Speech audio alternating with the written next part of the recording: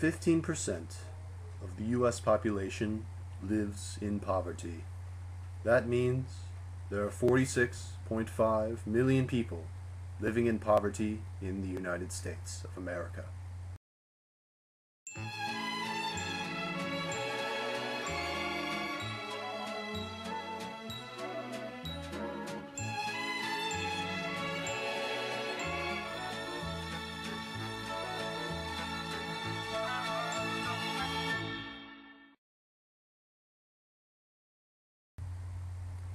Poverty is a problem in the United States.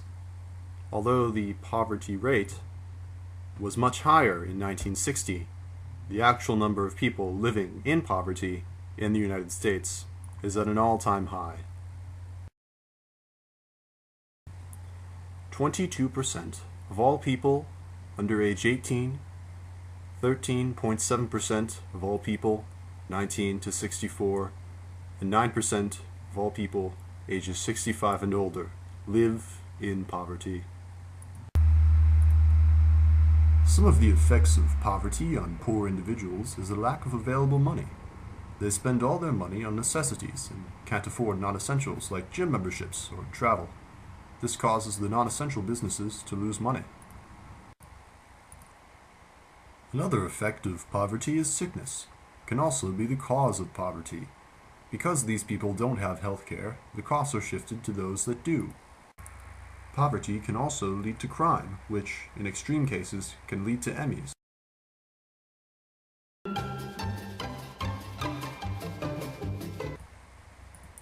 Poverty can occur for different reasons. One reason is a structural failing, which is a consequence of mixed market capitalism. Structural failings are the reason for structural unemployment. The Great Depression was a structural failing. The markets crashed and people lost all their money, descending into a poverty so bad we still see the repercussions today and laws and regulations set in place to ensure nothing like this ever happened again.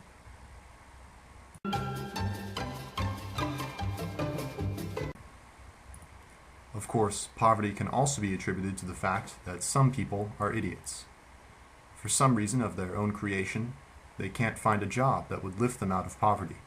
Be it substance addiction, incompetence, or just plain stupidity. They can't get themselves out of poverty.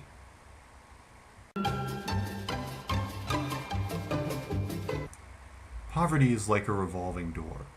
People who are poor one year might be rich the next, and vice versa.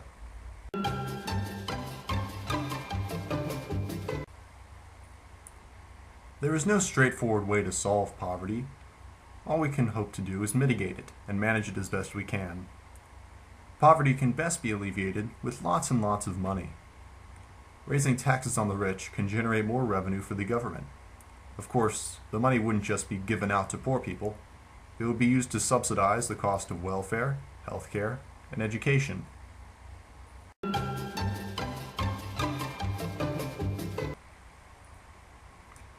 Another thing could be lowering taxes on the poor. They will have more disposable income to pay their bills and more discretionary income to buy things and put more money back into the economy.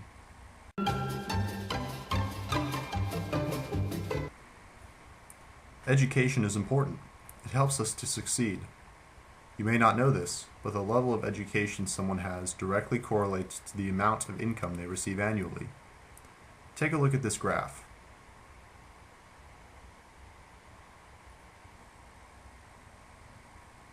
Okay, that's enough.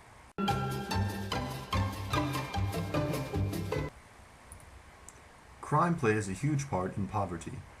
People tend to commit crimes because they are poor or born into a situation where they are likely to become involved with an organized crime, like a street gang.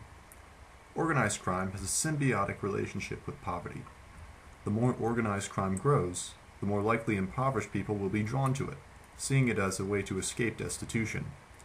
Usually, they end up making the boss richer, which is how it works in the non-crime world, but there is usually a lot less risk involved in the non-crime world. We need to find a way to reduce crime. Prison doesn't work. Many prisoners are repeat offenders or non-violent offenders who fall in with violent criminals while in prison and become one themselves after they leave. prison doesn't deter crime, so there must be a better solution. Poor neighborhoods tend to produce more criminals. So all we need to do is make those neighborhoods not poor anymore.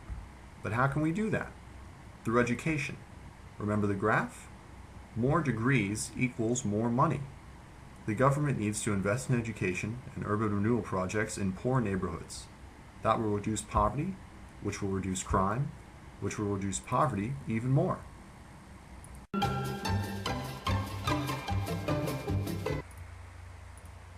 There are a few consequences to these solutions. Firstly, people would be unhappy. Not the poor people, the rich people. Nobody likes being taxed. Warren Buffett would probably be fine with it, but who listens to the Oracle anyway?